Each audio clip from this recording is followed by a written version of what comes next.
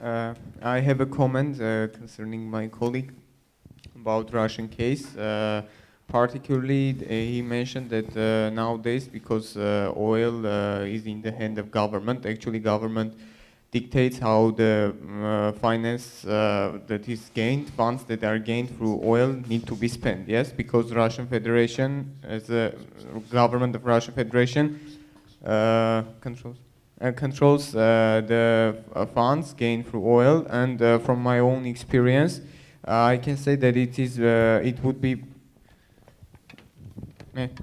it would be better if Russia would have like family business or something like OPEC member countries have in Middle East. It is transformed, the rights of using oil, exploiting it is transferred to family members, yes? And from nature resource economics and other courses, I know that in order to obtain the efficient allocation of resource, given particular demand and supply curves, there is need to have this kind of family business which is more efficient, which has proved itself to be more efficient than a person who is becoming a president and the head of apparatus is using the funds.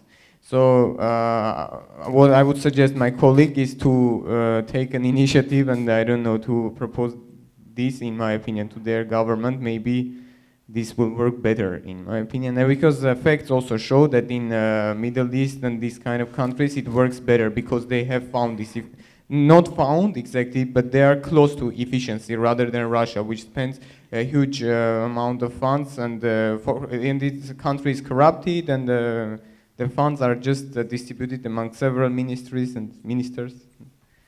That's it. Thank you. This is not a question. This is just comment, yeah. This is a comment. Okay. Do we have questions? Here is one. I just have a comment. You know, we've been talking about the global community. You know, a lot of people have hijacked Christianity. They've hijacked Judaism. They've hijacked Islam for their own purposes. Each one of these beliefs has a wonderful insight in how do we all get along together. Now, there was some mention about communism. It's a derivative of the word community or commune. And certainly in today's discussion, especially in this era, we're talking about this global community becoming closer together. So we can't get rid of that concept. We have to have a communal approach to our problems. The word communism was coined, some say, in the early 19th century, before any Communist Party even existed, before the Communist Manifesto, in fact. And it's just like with other words that come into, that are coined. They're used and they're misused. They're represented and misrepresented. So the point I'm trying to make is that I've met a lot of good Christians. I've met a lot of good Muslims. I've met a lot of good Jews. I've met a lot of good communists. I come from Detroit, which is a hotbed of left-wing politics, or was at a certain point. And so I think it's important, you know, when we have this debate about capitalism versus communism and socialism, that we understand on both sides of the equation, there are people who represent what's good and best for humanity.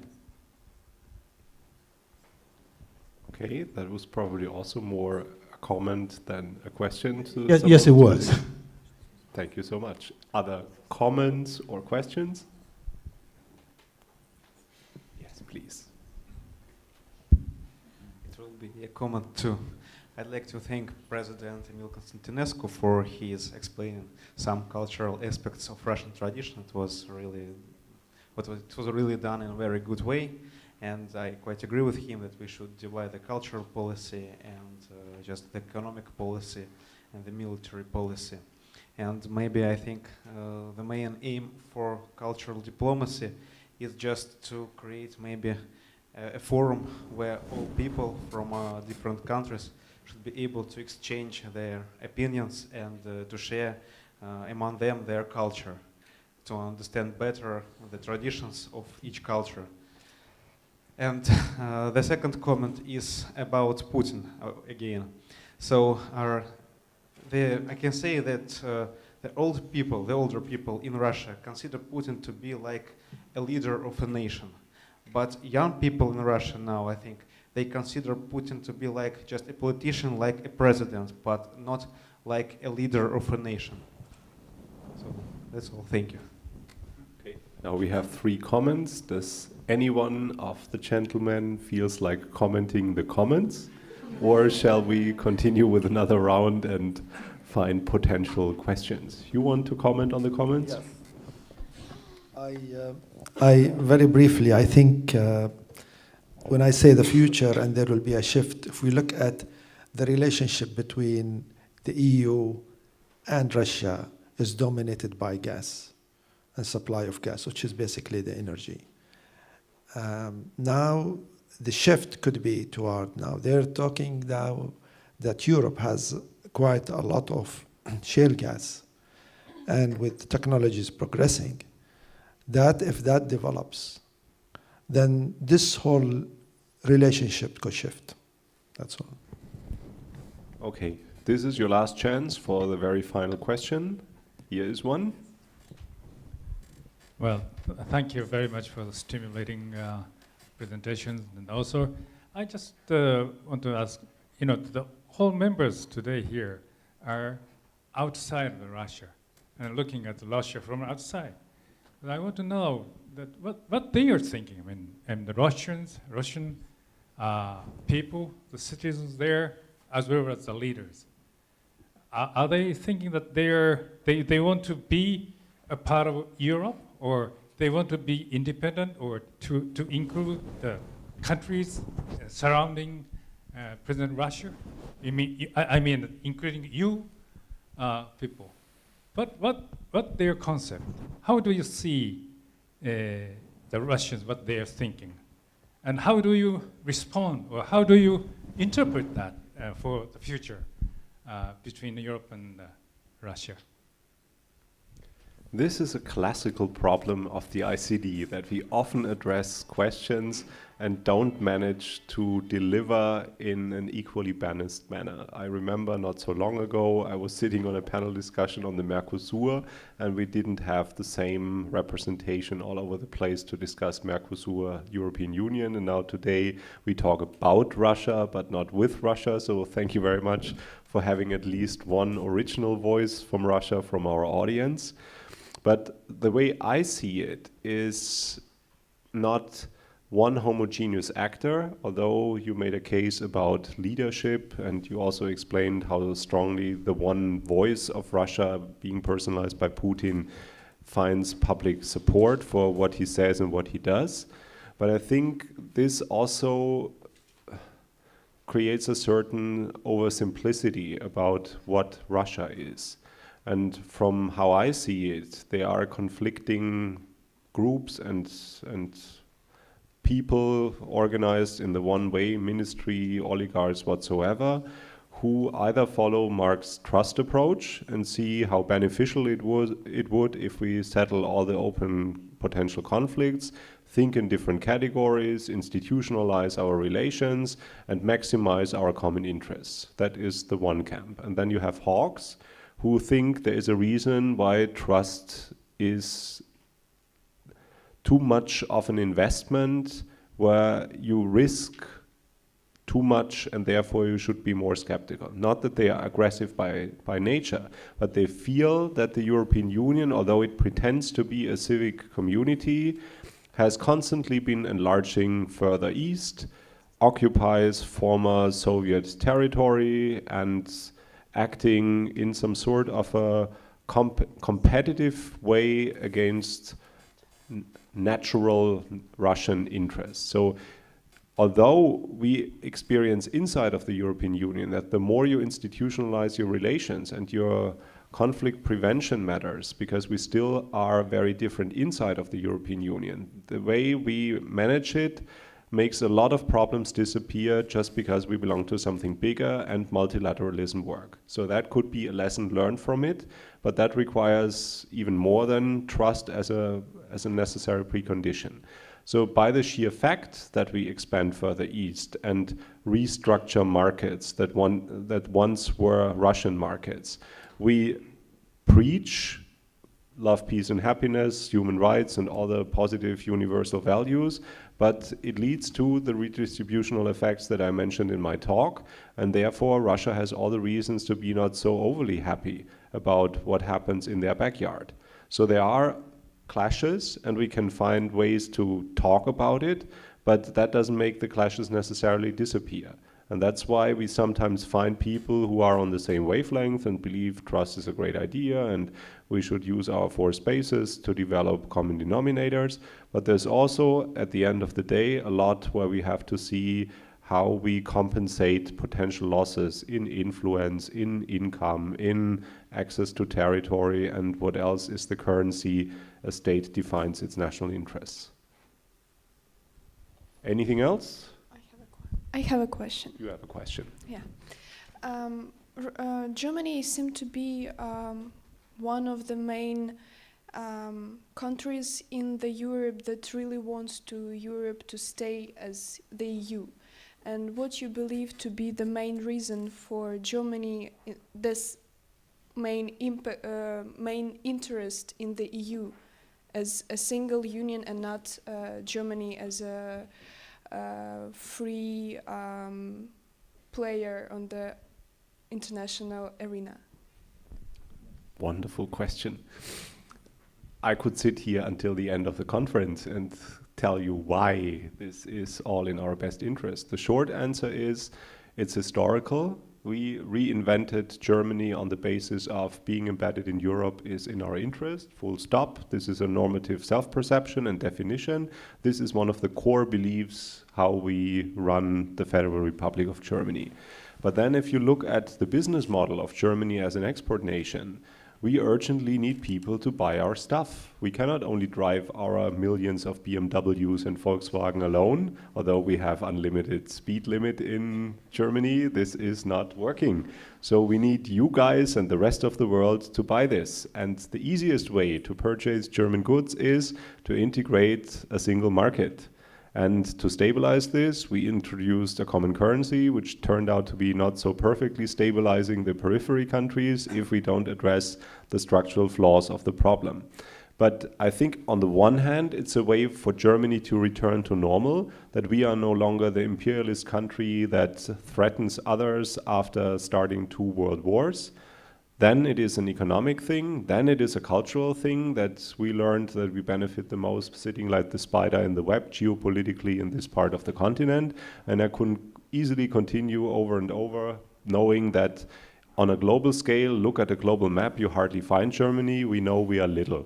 And economically, we punch above our weight if we neither have the raw materials nor the means to convince others to do what we want. So the best way of doing it is trust, institutionalized form of interaction in which we are forced to respect the other, no matter how little they are or how differently they look at the problems that we are all confronted with. So from that point of view, it's the mantra. You don't understand Germany without understanding how deeply embedded we are in the European Union. Thank you very much for your answer. Okay, there sounds like the final word, but we have another question and another comment. Do we still have time for this? If it's a very quick one, you can say something.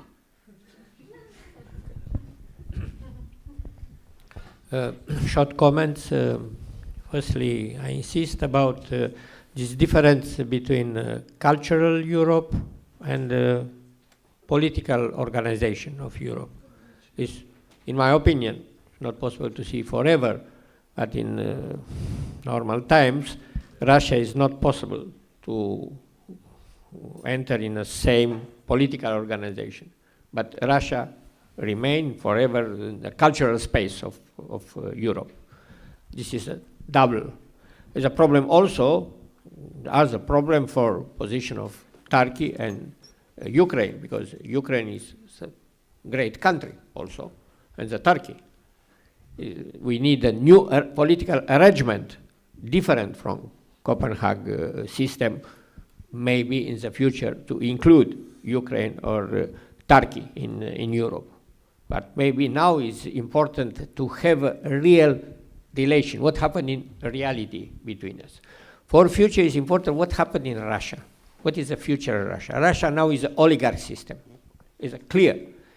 We have, because oligarch system is supported by natural resources. I'm geologist, and I know very well huge natural resources of Russia. Forever, Russia have extraordinary natural resources, an argument for this power, economic power, using political power and in military power. But what is important, what happened is this oligarch system. We have now in Russia good oligarch, like Abramovich, including in system, or bad oligarch, like Khodorkovsky. Khodorkovsky is bad oligarch. It's the same.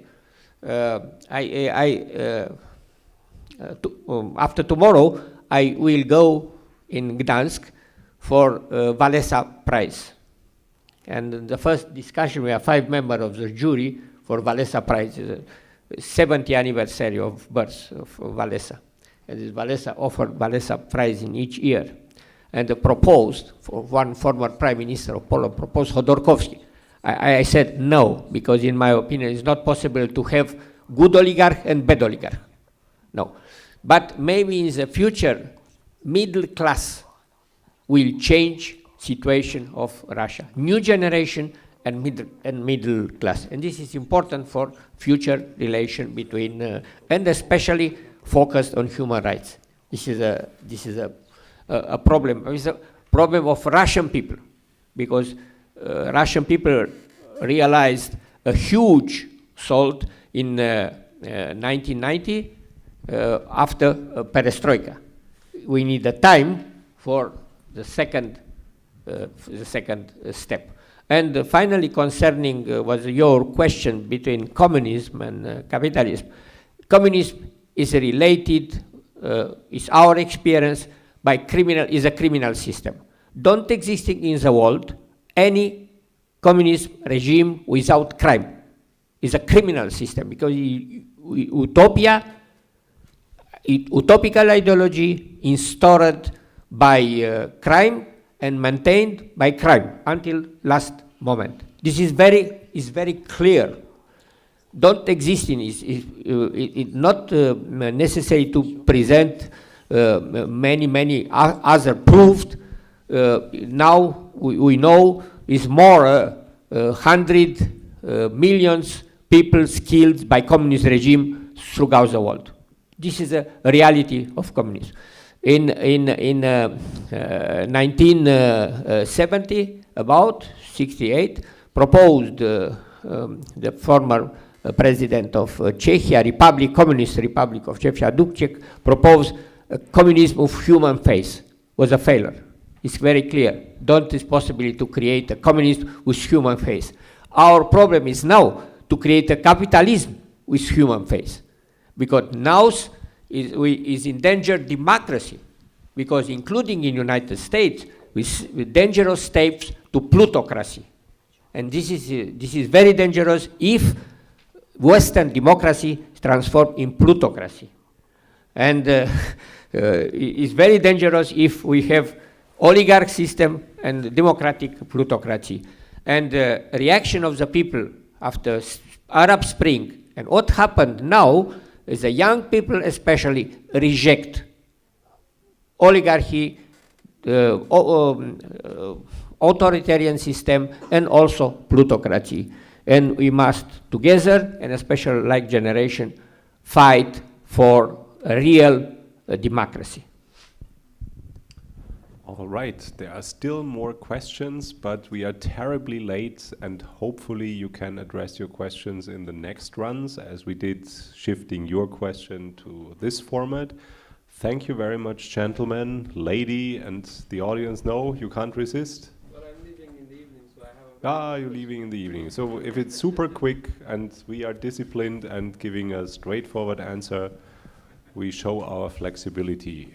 Thank you. Well, I believe it is lunchtime. Everybody must be hungry and feeling tired.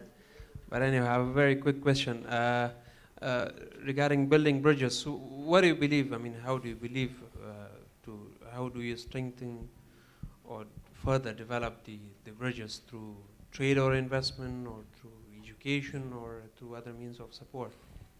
I strongly believe in multilateralism, which is probably why, because I know it's working, and this is what I know best.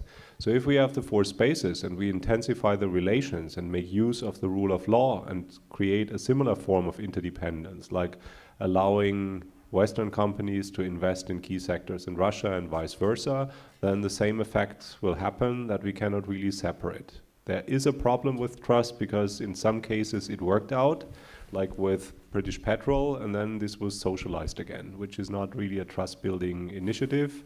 And as long as it still works like this, people are more skeptical, although Russia urgently needs technology and FDI from the West to modernize the development that you pointed out. So I'm very optimistic that this approach of not concentrating on single issues, but making it a universal, a general concept, is the most promising one. But whether it's working or not depends on the definition of what is in the national interest, which is not necessarily what is good for the people of Russia. But as you said, in an oligarchy, people have probably vested interests that go first and not what the people really want. On this not so happy note, thank you for your inspiring comments, and also we got some inspiration to consider maybe a cultural diplomacy event on the cultural diplomacy of drinking, if that helps to bridge conflicts and so ever, which is probably difficult to invite speakers from the Muslim world, but maybe we find a solution for this problem. Enjoy your lunch, if there is one, and then we continue according to plan. Thank you very much.